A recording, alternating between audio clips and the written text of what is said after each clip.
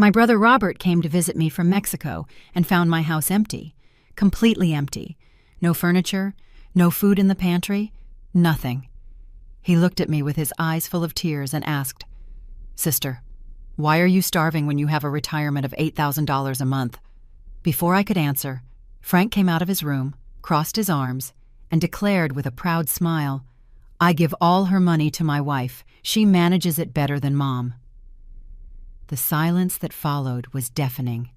Robert stood motionless, staring at my son as if he were a stranger. Then, very slowly, he took off his coat, folded it calmly, and what he did next left Frank completely paralyzed. But to understand how we got to that moment, I have to tell you my story from the beginning.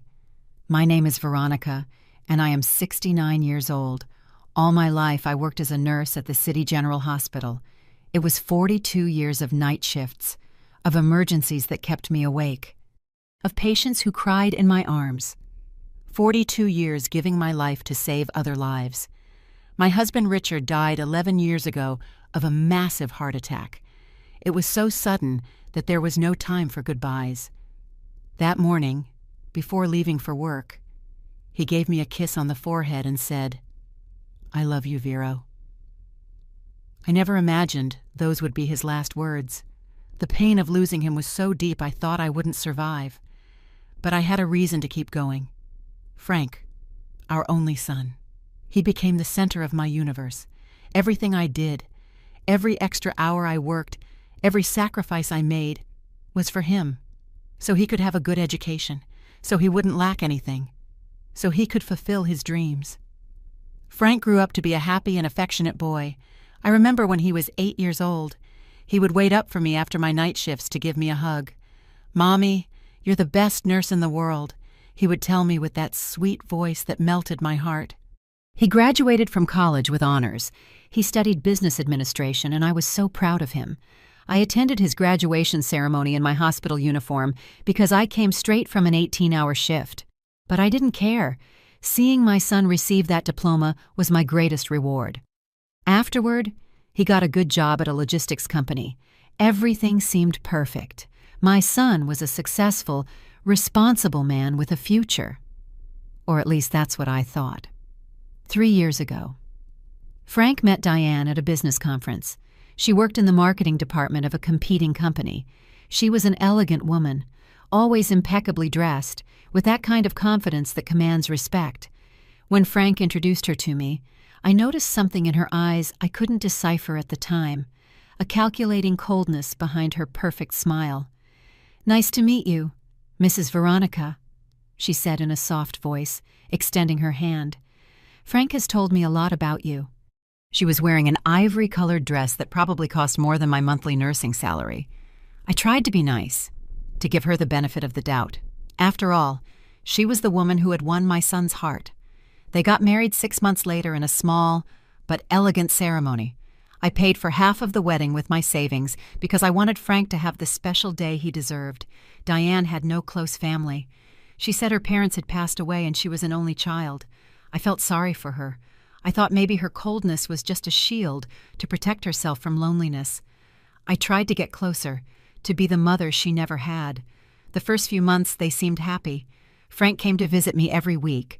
Sometimes he brought Diane. We shared Sunday lunch and he would tell me about his work, his plans, his dreams. "Mom, I'm going to give you grandchildren soon," he promised me one afternoon while helping me wash the dishes. "And you'll be the most spoiling grandma in the world." My heart filled with hope. Life was moving forward, and I had so much to live for. But then, 14 months ago, everything changed.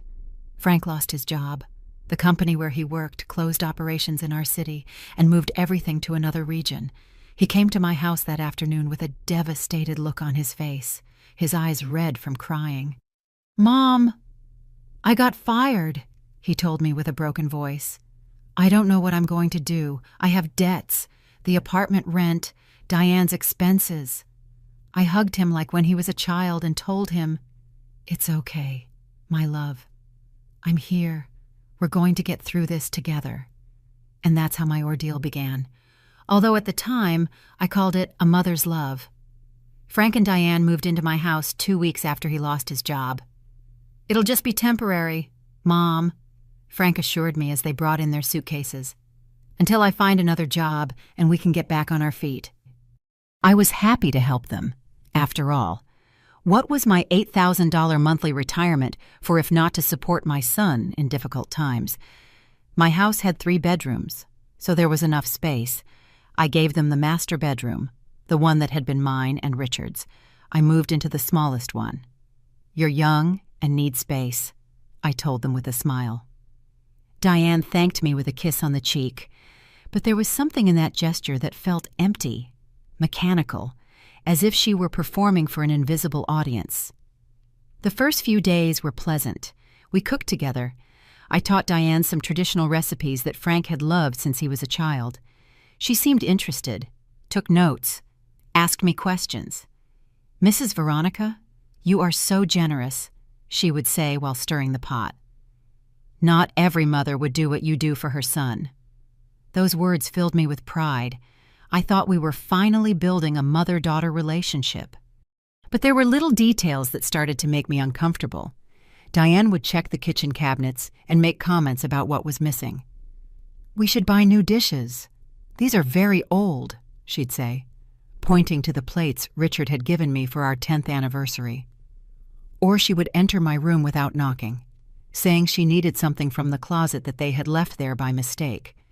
Frank spent his days sending out resumes and going to interviews. I gave him money for gas, for him to dress well, so he could buy a coffee while he waited. "Thanks, Mom," he'd say, taking the bills. "I promise I'll pay you back everything when I find a job." Weeks went by, and the interviews didn't pan out. Frank's frustration was evident. He came home quieter each day, more distant. Diane became the one who spoke for both of them. "Mrs. Veronica, Frank is very stressed," she explained to me in a soft voice. "The constant rejection is affecting him emotionally. He needs to feel that he can still provide for his family." Then she suggested something that seemed reasonable to me at the time. "Why don't you give Frank your debit card? That way he can manage the household expenses and feel useful while he looks for a job." I hesitated for a moment. It was my money, my retirement earned with 42 years of work. But I looked at my son sitting on the sofa with a lost gaze, and my heart broke. I wanted to help him regain his dignity. "Okay," I finally said. "Frank can manage the money while he's here." I gave him my card and explained my PIN. "Use what you need, son, for food, for your expenses, for whatever." Frank hugged me tightly, and for the first time in weeks, I saw a smile on his face. "Thanks, Mom. You don't know what this means to me." Diane smiled too, but her smile was different. There was a glint in her eyes that I couldn't interpret then. Now I know it was the glint of victory. The first few weeks, everything seemed normal. Frank went to the supermarket and brought home the groceries. He paid the house bills on time. He even gave me $100 for my personal expenses. "Here, Mom, so you can buy yourself something nice," he said with affection. I felt relieved. My son was responsible. He was handling the money well. But then the subtle changes began. The supermarket purchases started to get smaller. "Everything is very expensive, Mom," Frank explained. "We have to economize until I get a job." It made sense, so I didn't question it. We stopped buying fresh meat and fish. Fruits disappeared from the pantry. "Canned vegetables are cheaper and last longer," Diane would say while preparing dinner. I nodded, trying to be understanding of the situation, but something strange was happening. While we ate beans and rice, Diane always had bags from expensive stores in her room. One day I saw her trying on an emerald-colored dress that surely cost several $100s. "A friend gave it to me," she said quickly when she noticed me watching. It didn't fit her anymore, and she knew it was my size. Frank also started wearing new clothes, shoes that shined, brand-name shirts, a watch I didn't remember seeing on him before. "A friend lent them to me for interviews," he explained when I asked. "You have to look good to get a job." His explanations always sounded logical, reasonable. I wanted to believe him. I needed to believe him. 3 months passed and Frank still hadn't found a job. One day I tried to check my bank account online to see how much money was left, but the password had been changed. "Frank?" I called. He came into the living room with a calm expression. "Oh, yes. Mom, I changed the password for security. There's a lot of fraud now." He gave me a new password, but when I tried to use it, it didn't work either. "Let me, Mom," he said, taking my phone from my hands. "You don't really understand these technology things. I'll take care of it." And just like that, slowly, I lost access to my own money, to my own life. The following months were like falling into a dark pit I couldn't get out of. Every day was a little worse than the last, but the changes were so gradual that I didn't realize how deep I had fallen until it was too late. Frank and Diane had completely taken over my house, my money, my life, and I, like a fool, kept justifying every single one of their actions because they were my family, because Frank was my son, because a mother's love knows no bounds, right? But I was about to discover that some loves destroy you while you smile and say thank you. One day, I came into the living room and noticed the sofa was missing, the beautiful wine-colored velvet sofa that Richard and I had bought on our 20th anniversary. "Where's the sofa?" I asked. Confused, Diane was painting her nails at the dining table. She didn't even look up. "We sold it," she replied matter-of-factly. "It was very old and worn out. Besides, we needed the money for more important things." My heart started to race. More important things. What things? Frank appeared from the kitchen with a beer in his hand. "Mom, don't worry about those details. I'm taking care of everything." But I was worried. That sofa held memories, history, meaning. "Frank, that sofa belonged to your father and me. You had no right to sell it without consulting me." My son looked at me with an expression I had never seen on him before. Cold, distant. "Mom, you're living in the past. It's just material things. Dad is gone and clinging to old furniture isn't going to bring him back." His words hurt me more than a slap. I tried to protest, but Diane intervened with a sugary voice. "Mrs. Veronica, Frank is right. You need to let go of the past and think about the future. Besides, we live here too, and we have a right to make decisions about the home." A right. In my own house, I wanted to scream at them that it was my house, my money, my memories, but the words got stuck in my throat. I was afraid. Afraid that if I confronted them, they would leave, and I would be completely alone, and loneliness terrified me more than anything in the world. So I swallowed my tears, nodded, and went to my room, feeling like a stranger in my own home. The following week, the dining table disappeared. Then the antique lamps I had inherited from my mother, then the living room TV. Although, strangely, they had a new big-screen TV in their room. "I got it on sale," Frank explained when I asked. Every time I objected to something, the answer was the same. "Mom, trust me. I know what I'm doing." But I didn't trust him anymore. I started having nightmares where my house was completely empty, and I was walking through rooms that echoed with every step. The worst part is that those nightmares were becoming a reality. My diet also worsened drastically. The food portions became smaller and smaller. "Mom, at your age, you don't need to eat so much," Diane would tell me as she served me barely half a cup of rice and a few watery beans. "Besides, didn't you want to lose weight? I'm doing you a favor." I didn't want to lose weight. I was at a healthy weight for my age and build. But Frank supported his wife in everything. Diane studied nutrition in an online course. He informed me with pride. "She knows what's best for you." She hadn't studied nutrition. I would find that out later. It was just another lie in a growing mountain of lies. While I ate rice and beans once a day, they ordered takeout almost every night. The smell of pizza, burgers, Chinese food filled the house and made my stomach ache with hunger. It's just that we're younger and need more energy. Diane would explain without the slightest trace of shame on her face. I started to lose weight rapidly. My clothes were baggy on me. I looked in the mirror and barely recognized the emaciated woman looking back at me. I had deep, dark circles, pale skin, trembling hands. My friends from the hospital, the few who still visited, were worried. "Veronica, are you sick?" Stella, my best friend for 30 years, asked me. "You look very thin. Are you eating well?" I opened my mouth to tell her the truth, to ask for help, but at that moment, Diane entered the living room with a radiant smile. "Mrs. Veronica is perfectly fine. She's just on a healthy diet." "Right, Mom." She looked at me with eyes that promised consequences if I said anything different. I nodded weakly. "Yes, I'm fine. Just taking care of myself." Stella didn't seem convinced, but she didn't press. When she left, I felt more alone than ever. One day I tried to withdraw money from the ATM with the card Frank had given back to me for emergencies. I needed to buy my blood pressure medication. The machine rejected the transaction. Insufficient funds. Impossible.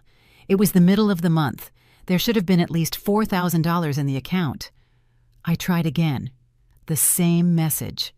With trembling hands, I requested the printed balance. The number on the paper took my breath away. $37.50. $37 from a monthly pension of $8,000. Where was the rest? I got home with the crumpled paper in my hand and looked for Frank. He was on the patio talking on the phone, laughing about something. When he saw me, he quickly ended the call. "Frank, I need to talk to you," I said with a trembling voice, showing him the paper from the bank. "There are only $37 left in my account. Where is my money?" His expression changed from surprise to annoyance in a second. "Mom, did you go to the bank without telling me? We already talked about this. I managed the money so you don't have to worry." "But I need to know where it is. It's $8,000 and there are only 37 left.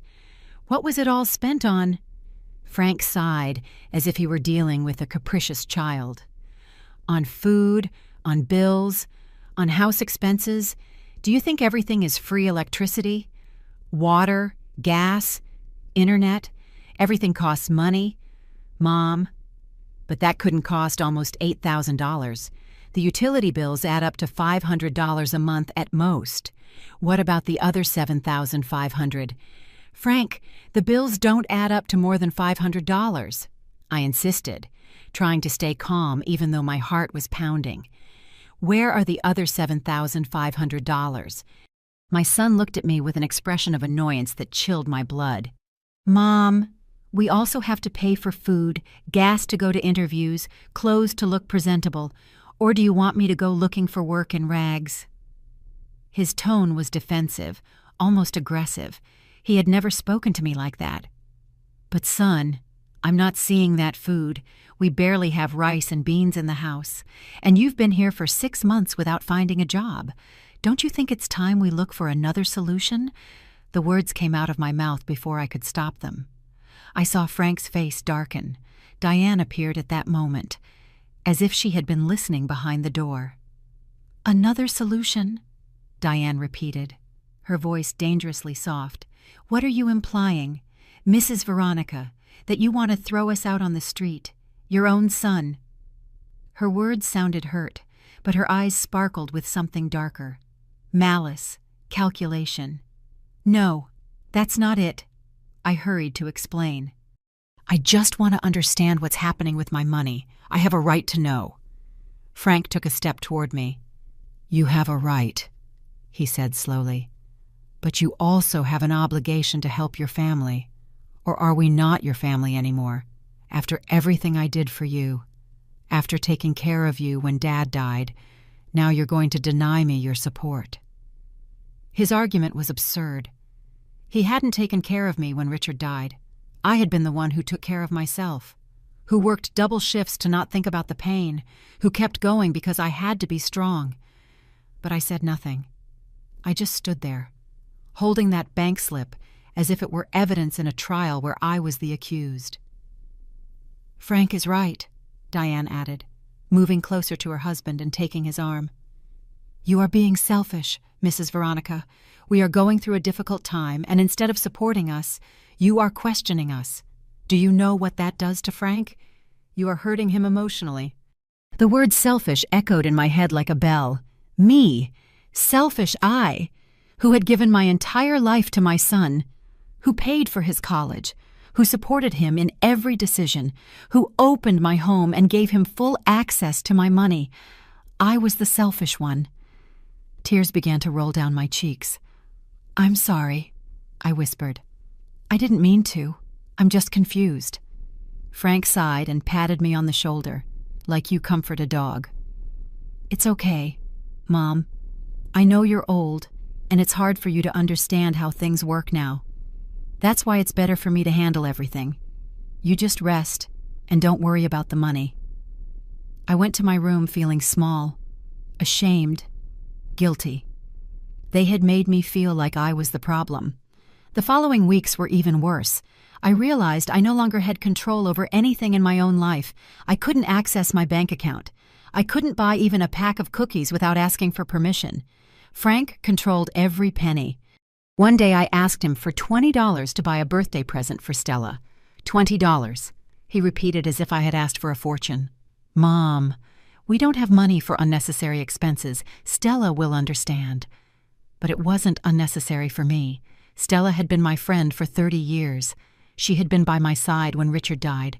She deserved at least a birthday present. "Please, Frank, just $20.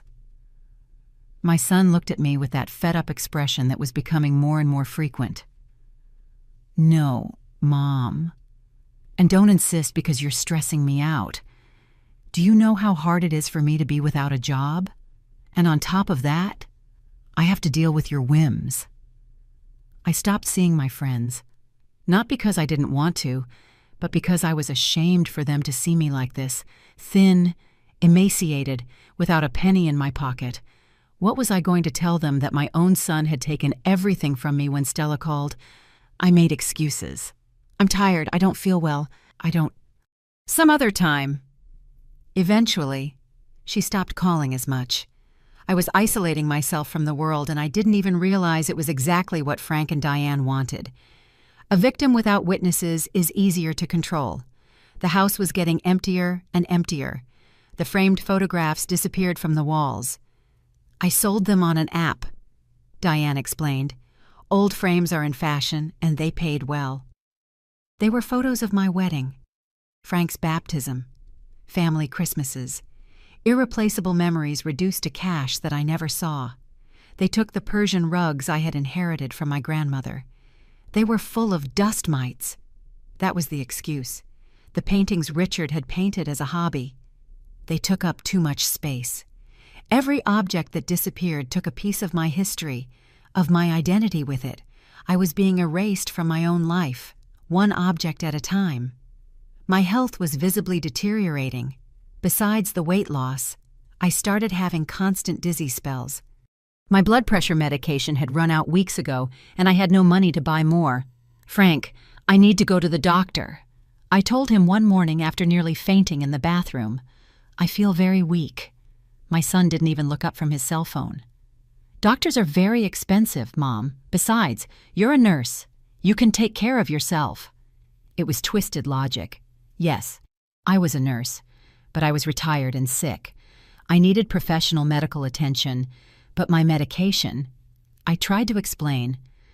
"I already told you there's no money for that." He cut me off with a final tone. "Learn to manage better." Manage, I didn't have access to a single cent. How was I supposed to manage what I didn't have? One night, I woke up with my stomach twisting in hunger. I hadn't eaten anything all day except a bit of stale bread in the morning. I got up and went to the kitchen hoping to find something, anything. The pantry was practically empty. There was only one can of tuna and a pack of crackers. I took the can with trembling hands and looked for the can opener. I was about to open it when I heard Diane's voice behind me. "What are you doing?" I jumped so hard I almost dropped the can. "I'm hungry," I said in a barely audible voice. Diane took the can from my hands. "This is for Frank's lunch tomorrow. He needs protein to stay strong for his interviews. You already had dinner." But I hadn't had dinner. They had ordered Chinese food and hadn't offered me anything. I just stood there, watching as Diane put the can on a high shelf where I couldn't reach, and I felt like a prisoner in my own home, because that's exactly what I was. A prisoner. The days turned into a fog of hunger, weakness, and despair. I lost track of time. How long had Frank and Diane been living with me, Tiktwats? 8 a year, I didn't know. Everything blended together in my mind, confused by malnutrition. The only thing I knew for sure was that I was losing the will to fight. Maybe they were right. Maybe I was just a useless old woman who didn't understand how the modern world worked. Maybe I deserved this. Those dark thoughts took over me more and more frequently. I was giving up on myself. But then, something happened that would change everything. My brother Robert decided to pay me a surprise visit from Mexico. Robert and I had always been close despite the distance. He had moved to Mexico City 15 years ago for work and had built his life there. But we always kept in touch. We talked on the phone at least once a month, although I must admit that in recent months I had been avoiding his calls. I didn't want him to hear my weak voice, to ask me questions I didn't know how to answer. When I didn't answer, he would leave messages. "Sister, are you okay? You have me worried. Call me." But I never returned the calls. Frank was always nearby, listening, controlling. I didn't dare say anything that might upset him. Robert tried to contact Frank directly. "Your uncle is asking about you," my son would tell me in a bored tone after hanging up. "I told him you're fine, just busy." But Robert wasn't stupid. My younger brother, 5 years younger than me, had always been perceptive. He worked as an accountant for an important company and had that ability to detect when the numbers didn't add up, and something in this whole situation wasn't adding up to him. After 2 months of not being able to speak with me directly, Robert made a decision, without telling anyone. He bought a plane ticket and came to visit me. When he knocked on the door that Thursday afternoon, I was lying in my room, too weak to get up. Frank opened the door and found him standing there, with a small suitcase and a determined expression. "Uncle Robert," I heard Frank's surprised voice from the living room. "What are you doing here?" "I came to see my sister," Robert replied in a firm voice. "She's home." There was an uncomfortable silence. I wanted to get up, go greet him, but my body wouldn't respond. I had spent 3 days eating practically nothing, and the dizzy spells were constant. "Yes, she's here, but she's resting," Frank said. "She's been a little delicate lately." "Then, perfect. I came at the right time," Robert replied, and I heard his footsteps entering the house. "Which room is she in?" Frank tried to stop him, but my brother was already walking down the hallway, opening doors. When he opened my bedroom door and saw me, his face completely transformed. I saw the shock, the horror, the disbelief in his eyes. "Veronica," he whispered as if he couldn't believe the skeletal woman lying on that bed was his sister. I sat up with difficulty. "Robert." I tried to smile. What a surprise. But my voice came out broken, barely a whisper. My brother entered the room and knelt beside my bed. He took my hand and I could see his eyes fill with tears as he felt how thin I was, how fragile my bones were under my skin. "My God, sister, what happened to you?" he asked with a trembling voice. You're malnourished. You look—" He didn't finish the sentence, but we both knew what he was going to say. I looked like a terminal patient. I looked like someone on the verge of death. "I'm fine," I lied out of reflex. "I've just been a little sick." Robert shook his head slowly, without letting go of my hand. "No, Veronica, this isn't being a little sick. This is serious. Very serious." He stood up and left the room. I followed him with my eyes, feeling a mixture of relief and terror. Robert had come. Someone had finally come. My brother walked through the house, and I could hear his steps, his muffled exclamations of surprise. When he returned to my room, his expression was one of complete disbelief. "Veronica, where is your furniture? Your house is practically empty. There's no sofa in the living room, no table in the dining room. The walls are bare. What happened here?" Frank appeared in the doorway with Diane stuck to his side. "Uncle, we're in the middle of a renovation," he explained in that smooth voice he used when he wanted to sound reasonable. "We sold some old furniture to buy more modern things later." Robert turned to him with a look I had never seen. "Renovation. Your mother is lying on a bare mattress in a room with no heat, and you call this a renovation." It was true. My bed only had a mattress with a thin blanket. I didn't even have a pillow. I had been sleeping with a rolled-up towel under my head. "Uncle, you're exaggerating," Frank said, but his voice sounded less confident. Robert ignored him. He turned back to me. "Sister, when was the last time you ate?" The question took me by surprise. "Me, this morning." I lied. But Robert knew me too well. He walked to the kitchen and I heard him open the pantry, the refrigerator. He returned, his face flushed with contained anger. "There is no food in this house, Veronica. Absolutely nothing. Just one can of tuna and a pack of expired crackers. How have you been eating?" I couldn't answer. Tears began to roll down my cheeks. Robert knelt beside me again, and in a very soft voice, as if he were talking to someone wounded, he asked, "Sister, why are you starving? You have a retirement of $8,000 a month. You should be living comfortably. Where is your money?" Before I could answer, Frank came out of his room. He must have been listening to the whole conversation. He crossed his arms, and with an expression that mixed pride and defiance, he declared loudly and clearly, "I give all her money to my wife. She manages it better than Mom. Mom is old and doesn't understand modern finances. Diane has an investment plan to grow that money. It's for everyone's good." The silence that followed was absolute. Robert stood completely still, staring at Frank as if he had just confessed a crime. I felt as if cold water had been thrown on me. My son had admitted, with pride, that he was taking all my money. Diane appeared next to Frank, taking his arm with a satisfied expression. "It's true, Robert. I am investing Mrs. Veronica's money intelligently. She gave it to us voluntarily for us to manage." Robert stood up very slowly. I saw his jaw tighten, how his hands clenched into fists. But when he spoke, his voice was dangerously calm. "So you give all her money to your wife," he repeated, looking Frank straight in the eye. "And your mother is here, starving to death in her own home, while you and your wife keep her entire pension. It's not like it sounds—" "Uncle," Frank started to say, but Robert held up a hand to silence him. "Shut up. I don't want to hear your excuses." He turned to Diane. "And you say you're investing my sister's money. In what exactly?" "Because from what I see, it's not in food, it's not in medicine, it's not in keeping this house in decent condition." Diane opened her mouth to answer, but Robert continued. "In fact, I want to see these supposed investments. I want to see account statements, documents, proof of where every cent of the $8,000 a month my sister receives is, and I want to see them now."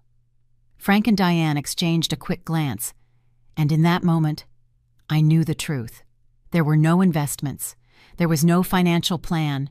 There was only theft, abuse, and manipulation. My brother knew it too.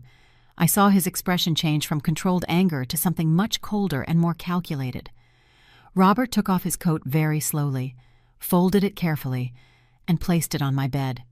Then he took his cell phone out of his pocket and dialed a number. "Henry," he said when someone answered, "it's Robert. I need you to come to my sister Veronica's house immediately. Bring your recorder and your camera, and if you can, bring a doctor too." Henry was our family's lawyer, and had been for years, a serious, meticulous man who had handled our parents' will and some legal matters for me and Robert. I saw Frank turn pale. "Uncle, what are you doing?" he asked in a high-pitched voice. "This is a private family matter." Robert finished the call and turned to Frank with a smile that didn't reach his eyes. "You're right, Frank. It is a family matter, a very serious family matter called elder financial abuse, and when Henry gets here, we are going to document every cent you have stolen, every piece of furniture you have sold, every meal you denied your mother, everything." The word stolen hung in the air like an accusation. Frank tried to protest. Diane tried to explain, but Robert wasn't listening anymore. He sat on the edge of my bed and took my hand. "Sister," he said in a soft voice, "this is over. It all ends today." Frank started pacing the room, running his hands through his hair nervously.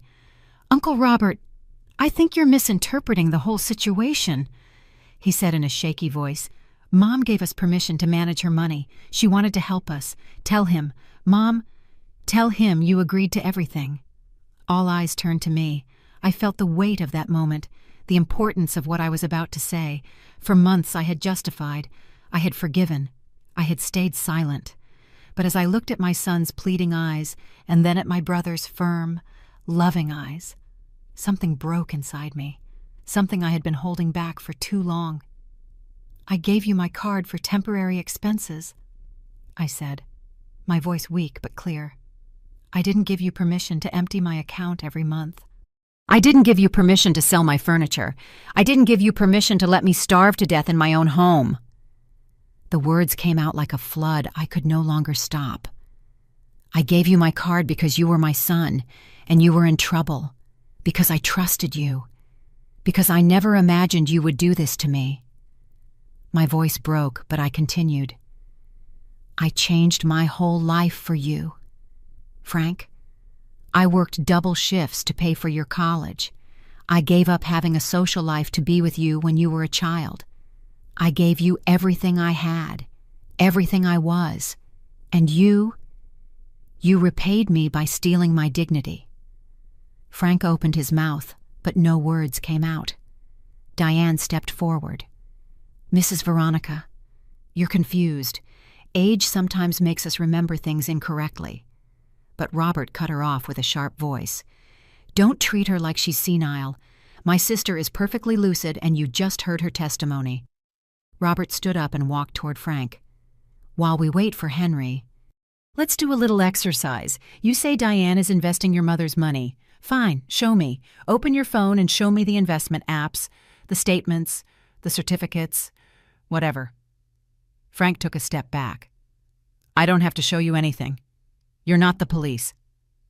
"You're right. I'm not the police," Robert replied with chilling calm. "But they will be here soon if you don't cooperate. Because what you have done to your mother is not just immoral. It's illegal. It's called financial exploitation of the elderly, and it's a federal crime with penalties of up to 10 years in prison." I saw the color drain completely from Frank's face. Diane, on the other hand, maintained her composure, although I could see a flicker of panic in her eyes. "This is ridiculous," Diane said in a tense voice. "We haven't committed any crime. Frank is Mrs. Veronica's son. Children have a right to receive help from their parents." "Help? Yes," Robert replied. "Theft? No. There's a very clear difference between asking for help and taking every cent your mother-in-law receives while leaving her without food and medicine." He turned to me. "Sister, when was the last time you took your blood pressure medication?" "Almost 2 months ago," I admitted. "Frank said there was no money to buy it." Robert closed his eyes for a moment, as if he was holding back an explosion of fury. "There was no money for medicine that costs $30 a month, but there was money for—" He looked around the empty room. "For what? Exactly. Where is the money?" "Frank." My son slid to the floor, sitting against the wall with his hands covering his face. "We spent it," he mumbled. "You spent it," Robert repeated. $8,000 a month for how many months?" "Veronica." 14 months, I replied. They've lived here for 14 months. Robert took out his phone and quickly did the math. $112,000. You spent $112,000 of your mother's money in 14 months. On what? Frank didn't answer. It was Diane who spoke. And for the first time since I'd known her, her voice sounded genuinely scared. We had expenses. The rent for the apartment we still had the first year, credit card debts, the car. What apartment? Robert asked. Frank and Diane live here. We're still paying the lease on the old apartment, Diane explained quickly. We moved out before the lease ended, and we had to keep paying until it expired. Robert looked at her in disbelief. And it didn't occur to you to sublet to find someone to take the space, or was it just more convenient to use my sister's money to pay for 2 homes while she slept on a bare mattress? Diane had no answer for that. The credit card debts, Robert continued. How much are we talking about? $20,000, Frank mumbled from the floor. $20,000. Robert repeated. And how did you accumulate $20,000 in debt? The silence was the answer. But I knew the answer. I had seen it with my own eyes over these months. The expensive clothes they wore, the expensive restaurants they brought leftovers from, Frank's new watch shining on his wrist, the designer handbags Diane collected, the weekend trips they took while I stayed home alone. All of it had been with my money. The doorbell rang and Robert went to open it. Henry entered with his professional briefcase and a serious expression. He was a man in his 50s, gray-haired, with glasses, and that calm but authoritative presence that good lawyers have. Behind him came a woman I didn't recognize, carrying a medical bag. "Veronica," Henry said, approaching my bed with obvious concern. Robert explained a bit over the phone. But, my God. He didn't finish the sentence. He didn't need to. My appearance spoke for itself. The doctor, who introduced herself as Dr. Sonia, approached and began to examine me. She took my blood pressure, listened to my heart, checked my eyes and mouth. Her expression grew more serious with each passing second. "Mrs. Veronica, you are severely malnourished," she said in a professional but worried voice. "Your blood pressure is dangerously high.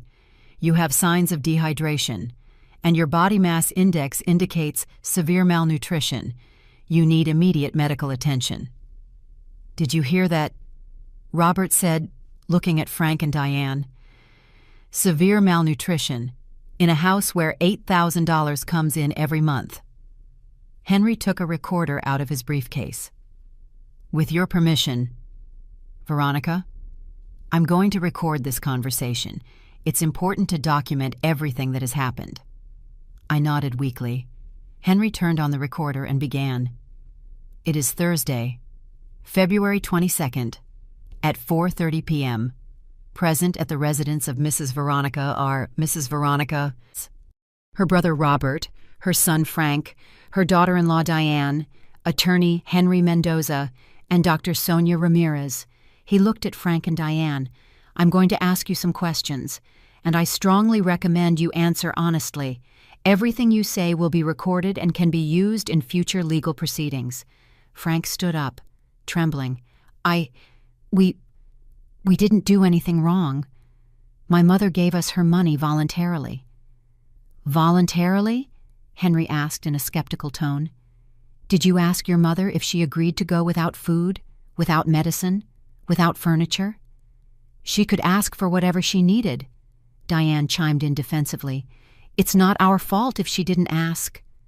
"She didn't ask?" Robert's voice boomed like thunder. "My sister asked you for $20 to buy her best friend a birthday present, and Frank refused. She asked you for money for her medication, and you refused. How dare you say she didn't ask?"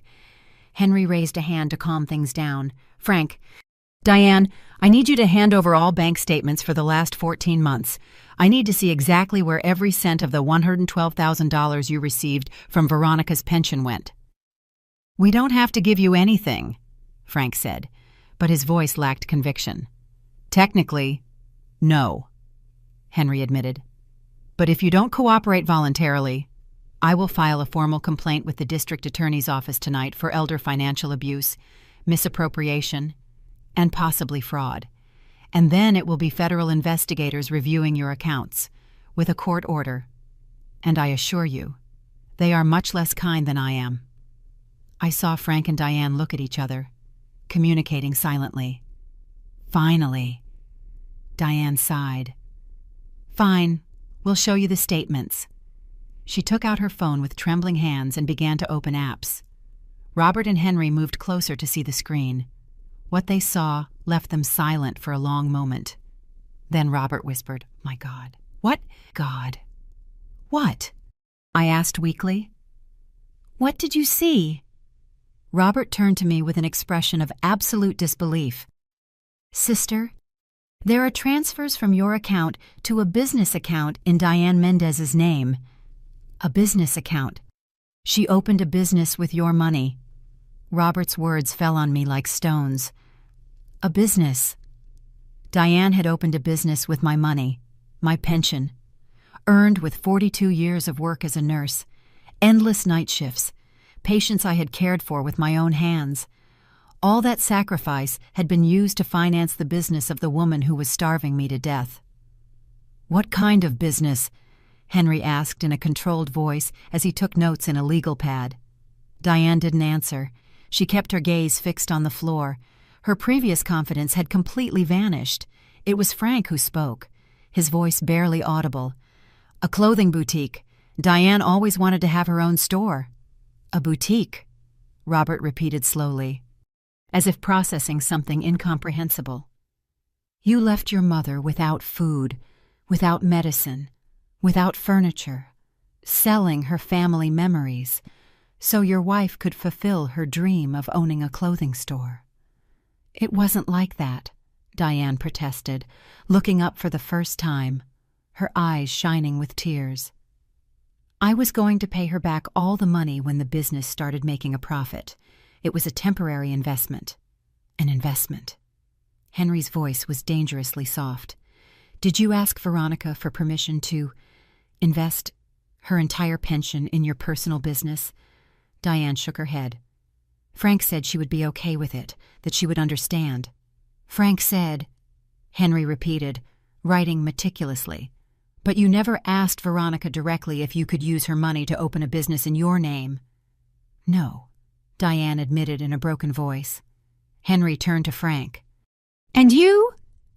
Did you tell your mother you were using her entire pension to finance your wife's business?" Frank didn't answer. His silence was all the answer we needed. Robert started reviewing more details on Diane's phone, swiping his finger across the screen with an increasingly dark expression. "Here's a $3,000 transfer for initial inventory, another for $2,500 for store renovation, $1,200 for logo and brand design, $4,000 for imported merchandise." With every figure he mentioned, I felt as if needles were being driven into my heart. "And here," Robert continued, "are personal purchases, an $800 dress, $600 shoes, a $200 handbag, dinners at restaurants that cost $200, $300 a night." He turned to Diane with a look of absolute contempt. "While my sister ate watery beans once a day, you spent $1,200 on a handbag." Diane began to cry openly. "I needed to look good for the business. Customers judge by appearances. If I didn't look successful, no one was going to buy from my store." "And my mother?" I asked in a voice I barely recognized as my own, a voice filled with a pain so deep it seemed to come from the center of the earth. "Didn't she need to look good? Didn't she need to eat? Didn't she need her medicine?" Diane couldn't look me in the eye. "I thought, Frank said you had savings, that you had other accounts." I laughed. It was a bitter, broken laugh that hurt my chest. Other savings. Where was I going to get other savings? I spent all my savings on Frank's college, on his wedding, on helping you when you needed it. My pension was all I had, and you knew it. Henry continued reviewing the phone, now with a tablet where he was doing calculations. According to what I'm seeing here, of the $1 to $12,000 that came into this house in 14 months, approximately $93,000 were transferred directly to Diane's accounts for her business and personal expenses. $93,000. The figure was so large I couldn't process it. "And the other $19,000?" Robert asked. Frank cleared his throat. "We paid for the old apartment for 6 months until the lease ended. That was about $1,500 a month.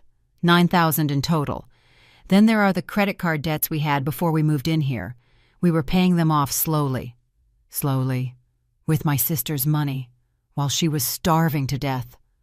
Robert's voice trembled with contained anger. "Do you have any idea what you've done? Do you have the slightest idea?" Dr. Sonia, who had been taking my vital signs again, intervened.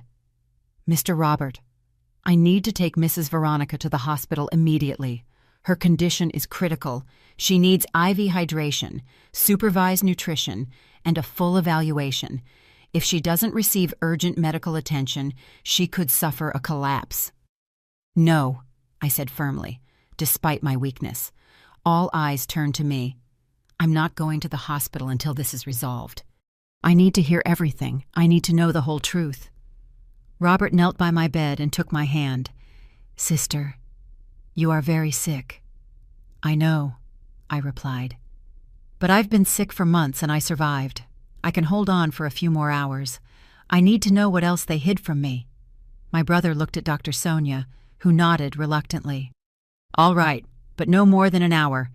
After that, I insist on taking her to the hospital, with or without her permission." Henry took more documents out of his briefcase. "Frank, Diane, I need you to sign a sworn affidavit admitting you received Veronica's pension money and how you spent it.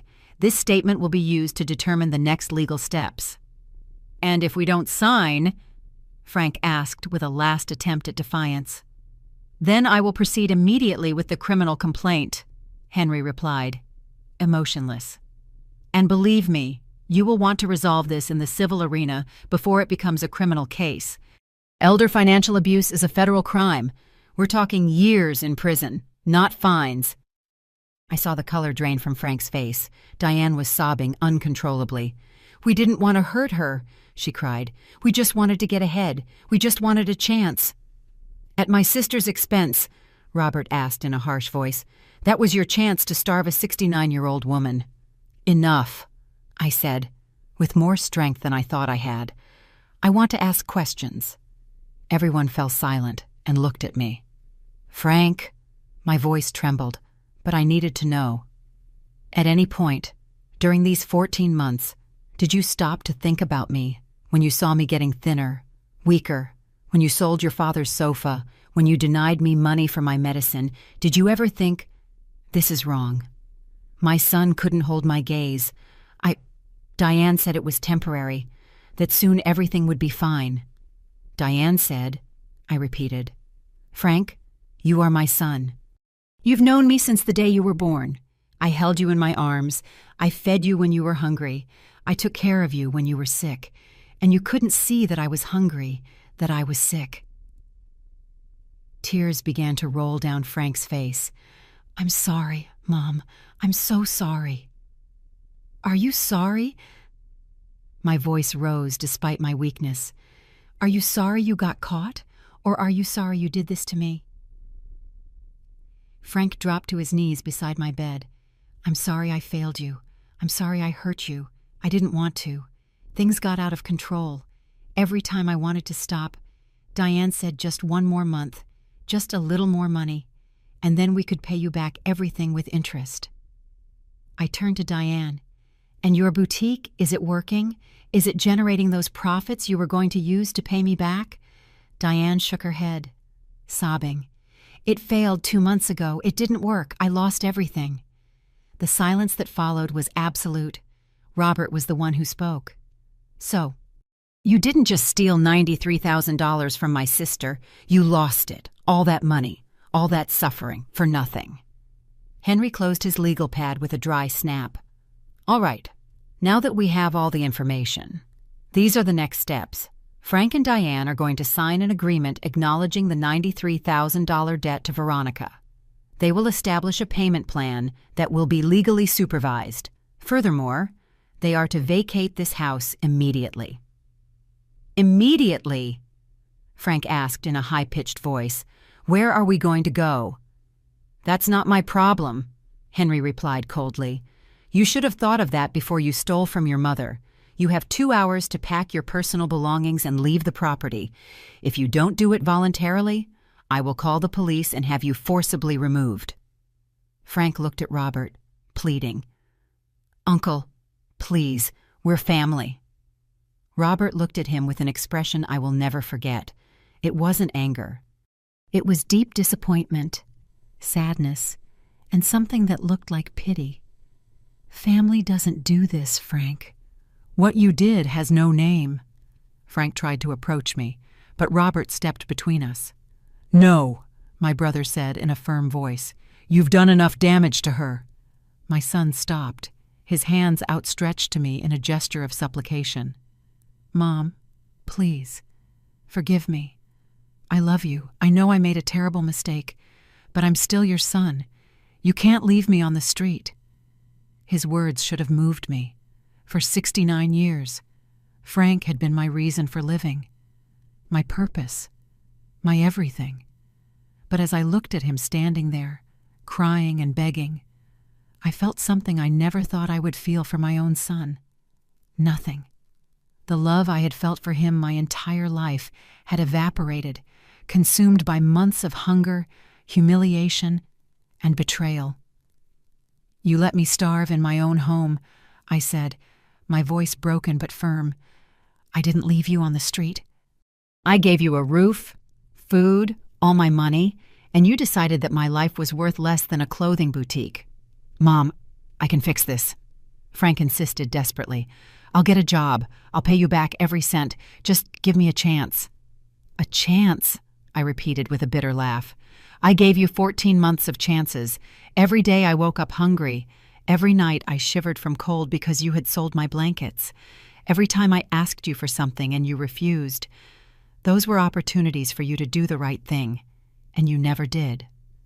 Diane also approached, falling to her knees in front of me. "Mrs. Veronica, I know we don't deserve your forgiveness, but please, don't leave us with nothing. Frank won't survive on the street. He's your only son, your only family." "I am her family," Robert intervened in a harsh voice. "I am the one who came to save her when her only son was slowly killing her." He turned to Diane with contempt. "And you have no right to ask for anything. You orchestrated all of this. You convinced Frank to steal from his own mother to finance your business fantasies." "That's not true," Diane protested weakly. "Frank wanted the business too. He agreed to everything." Frank looked at her with an expression of betrayal. "What? No, you were the one who insisted on using my mother's money.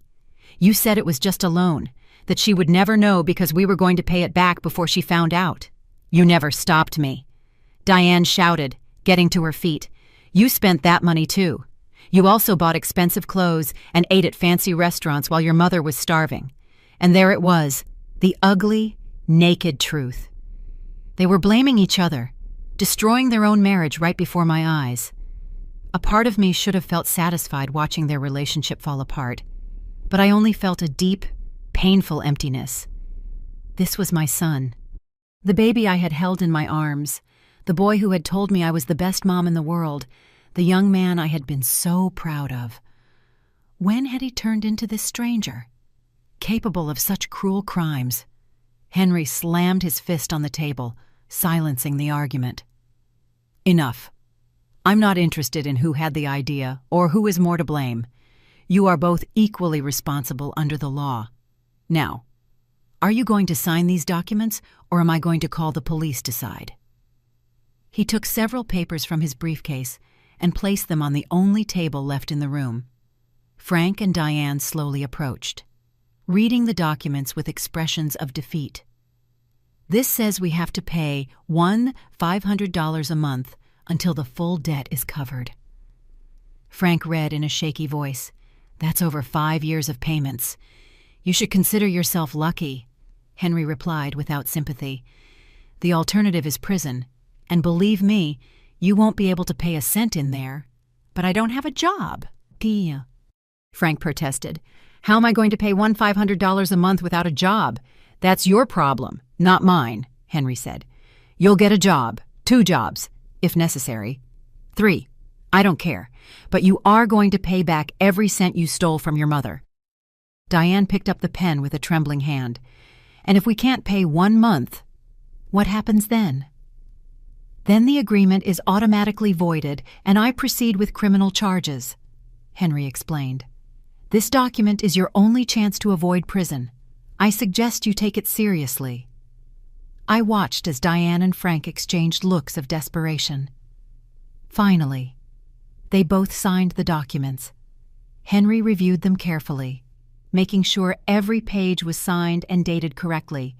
Good, he said, putting the documents in his briefcase. Now, according to the terms you just signed, you have 2 hours to leave this property. You can take only your personal belongings. Nothing that belongs to Veronica. None of the furniture. Even if there are only 3 chairs and a table left. None of the appliances. Just your clothes and personal items. Frank looked around the almost empty house with a lost expression. Where are we going to go? You can go to friends, family, find a shelter, rent something. It's not my problem, Robert replied. You should have thought about that before. Diane began to walk toward her room, sobbing. Frank followed her with slow, defeated steps. As they packed, I heard their voices arguing in the room, blaming each other, crying. Part of me wanted to feel pity, but every time that feeling started to surface, I remembered the nights of hunger, the dizziness from lack of food, the humiliation of having to ask for $20 and being denied. I remembered watching them eat while my stomach growled. I remembered every little cruelty, every lie, every moment they chose their comfort over my survival. No, I didn't feel pity. I felt justice. Robert sat next to me and took my hand. Sister, when they leave, I'm taking you straight to the hospital. Dr. Sonia says you need at least a week of hospitalization to stabilize. I don't want to stay here afterward, I whispered. This house has too many bad memories now. I know, Robert replied in a soft voice. That's why, when you get out of the hospital, you're coming to live with me in Mexico City, at least temporarily, until you fully recover. Afterward, if you want to come back here, we'll renovate your house. We'll fill it with life again, but first, you need to heal. Tears began to roll down my cheeks. Thank you, Robert. If you hadn't come... He interrupted me. I will always be here for you. You're my sister. I should have come sooner. I should have insisted more when you didn't answer my calls. I feel guilty for not realizing what was happening. It's not your fault, I said, squeezing his hand. They were very careful. Every time I tried to ask for help, Frank was nearby. Every time someone called, he would answer and say I was fine. He isolated me completely. Henry, who had been reviewing more documents, looked up. Veronica, there's something else I need to tell you. When I reviewed the transfers in more detail, I found something disturbing. There are several documents that were digitally signed in your name. Authorizations for large transfers, changes to insurance beneficiaries, a power of attorney. My heart stopped. Power of attorney? I never signed any power of attorney. I know, Henry said with a grave expression.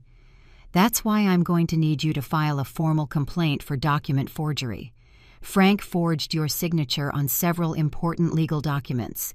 That's an additional crime, much more serious than financial abuse. What documents? I asked, feeling nauseous. A power of attorney that gave Frank total control over all your accounts and financial decisions.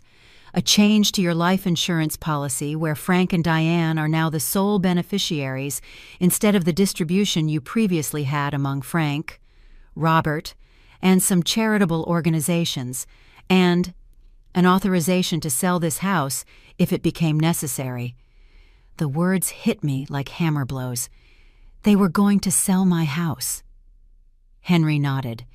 There was a preliminary application with a real estate agency dated 3 weeks ago. They were preparing the ground to sell it.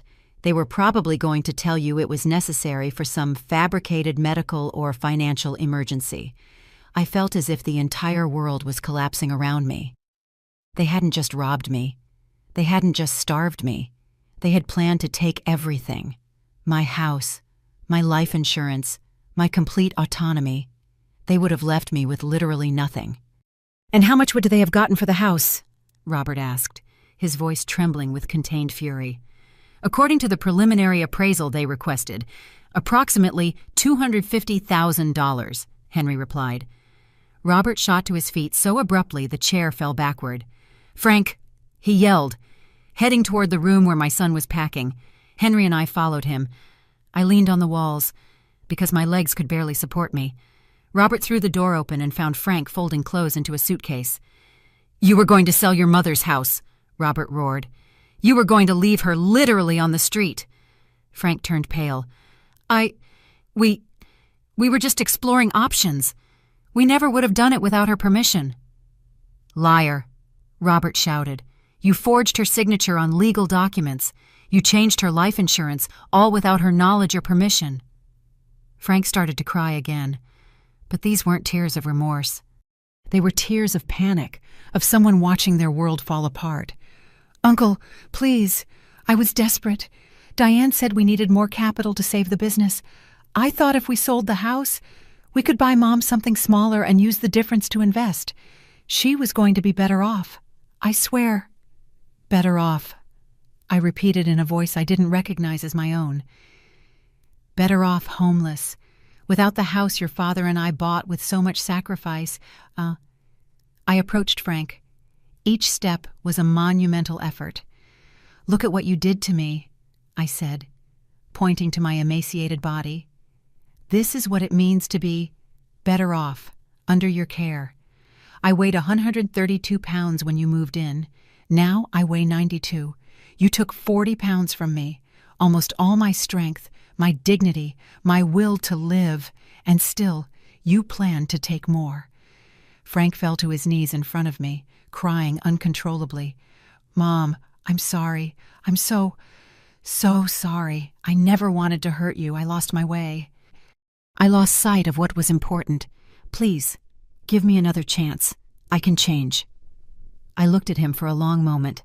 I saw the broken man in front of me, but I also saw the boy he had been, the son I had loved with every fiber of my being, and in that instant, I made the hardest decision of my life. "No," I said, my voice firm despite the tears rolling down my cheeks.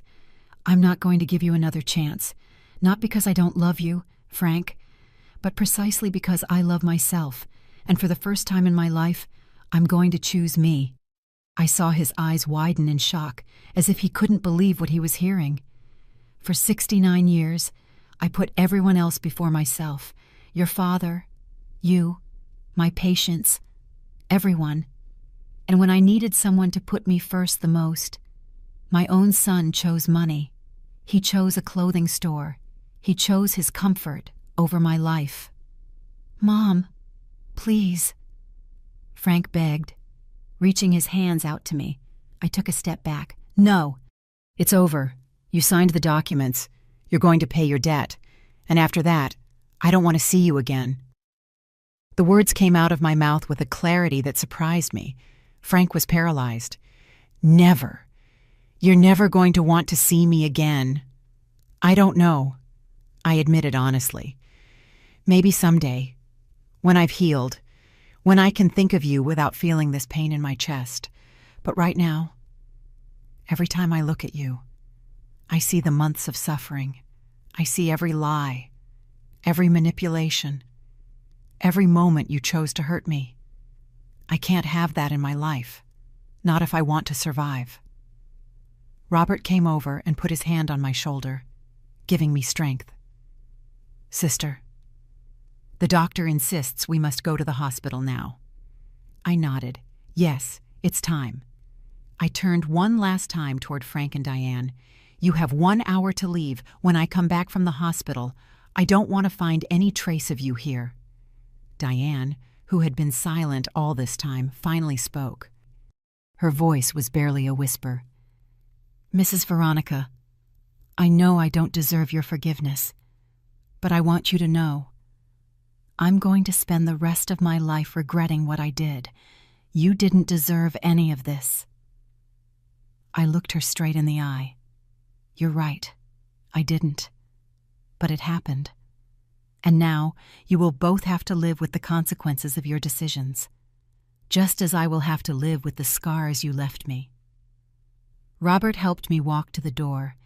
Each step was an effort, but it also felt like a step toward freedom. Dr. Sonia was waiting for me in the living room with a wheelchair. "It's better if you don't walk anymore for now," she said with gentle professionalism. I sat in the chair, feeling how fragile my body had become. As Robert pushed me toward the exit, I heard Frank's sobs behind me. I didn't look back. If I looked back, maybe I would break. And I had been broken enough. The hospital was a whirlwind of exams, blood tests, IV drips, and concerned doctors. I was hospitalized immediately in intensive care.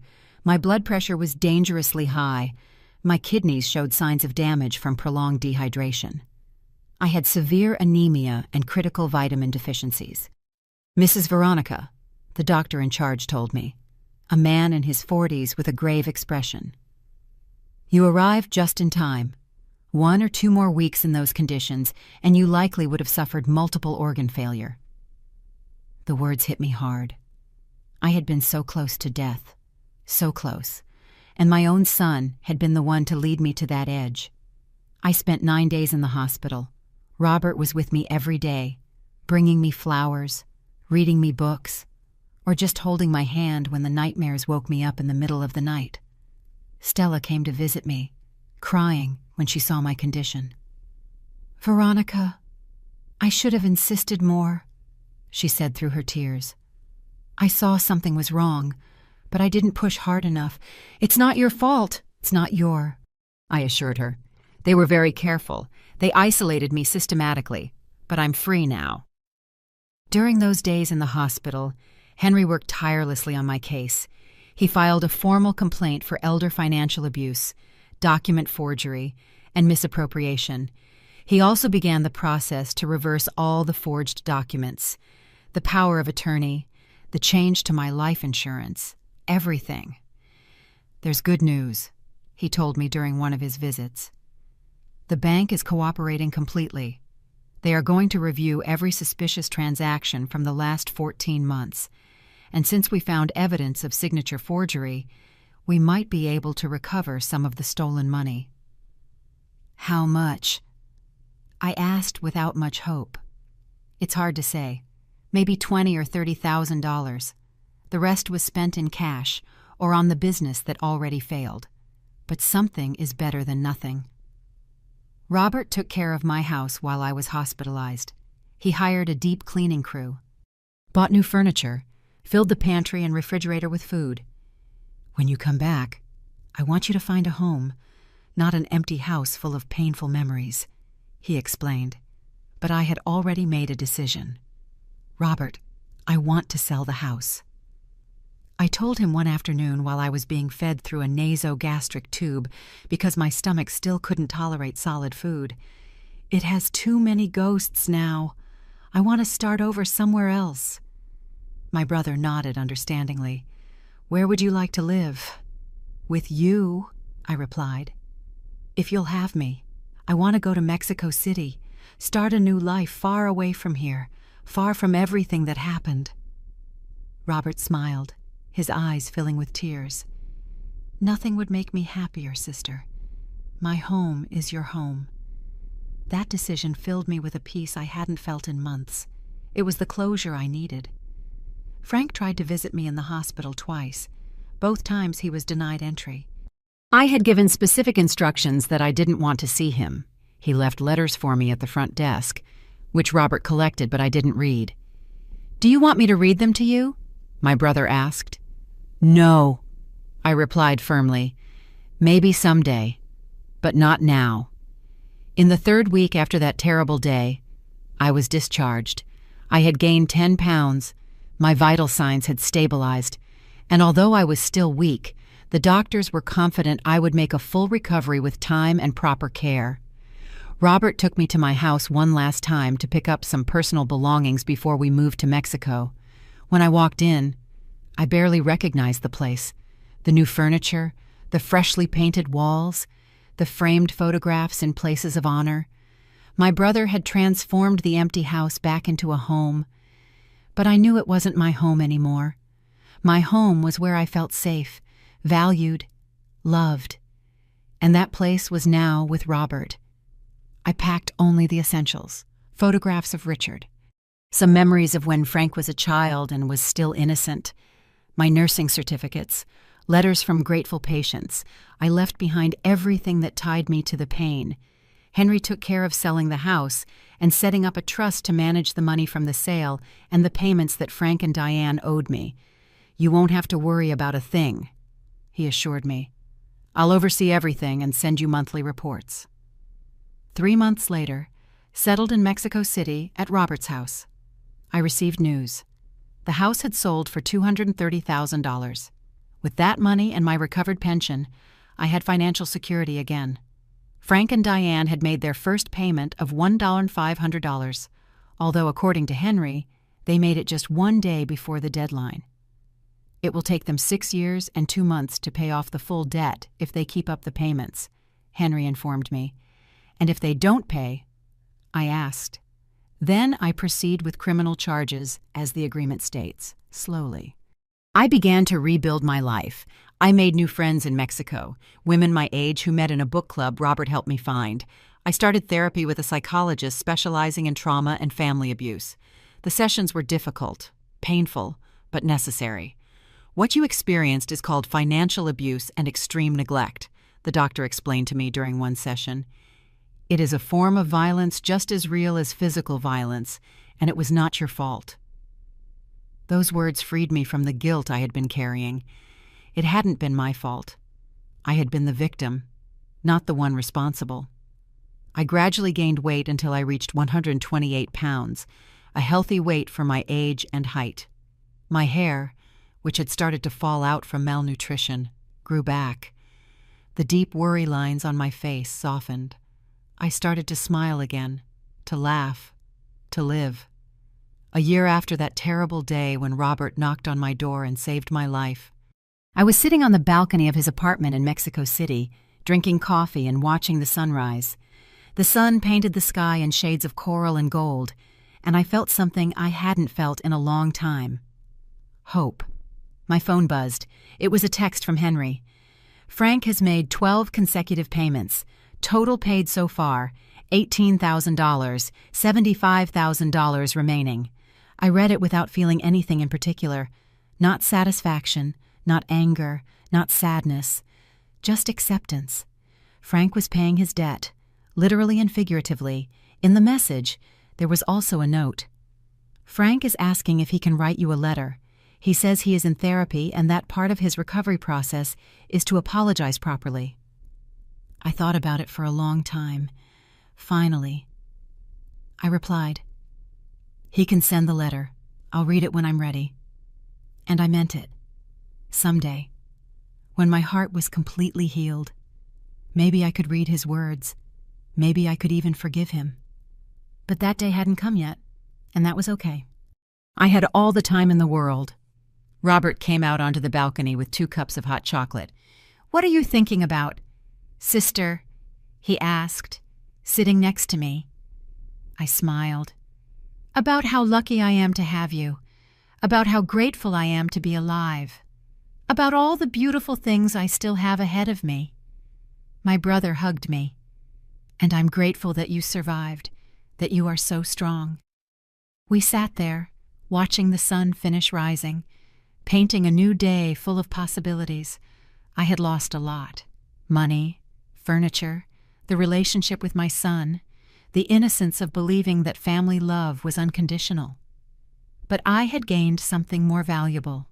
I had found myself. I had discovered that I deserved respect, dignity, love, that I didn't have to accept abuse from anyone, not even my own blood. The morning breeze caressed my face, and I closed my eyes, breathing deeply. For the first time in over a year, I felt free, completely, wonderfully free.